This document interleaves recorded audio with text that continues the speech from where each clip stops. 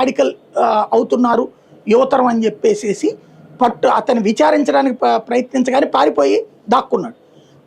అతనేమి బాంబులు తయారు చేయాల, బాంబులు తయారు చేయించలేదు, లేదా లష్కర్ తోయిబా జైషే మహమ్మద్లతో ఏమి సంబంధం ఉన్నోడు కాదు. ఉండుంటే పాకిస్తాన్ పోయి ఉండేవాడు.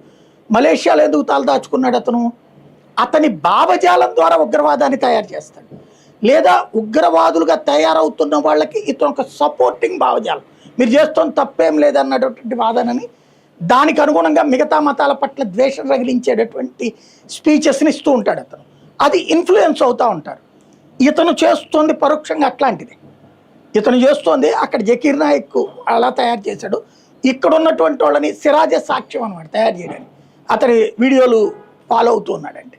ఇక్కడ ఏమవుతున్నదంటే నేను రావణాసురుణ్ణి, రావణుడు చాలా గొప్పవాడు.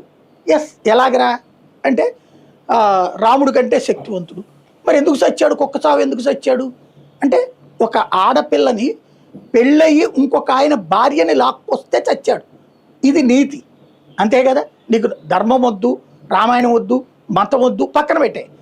ఒక ఆడపిల్ల కట్టుకున్న భర్త కోసం కోటీశ్వరరాలైన ఒక రాజకుటుంబపు ఆడపడుచు తన సర్వ ఆస్తులని త్యజించి భర్తతో పాటు, భర్త ఏమో ఆయన రాజుగారు, ఆ రాజుగారు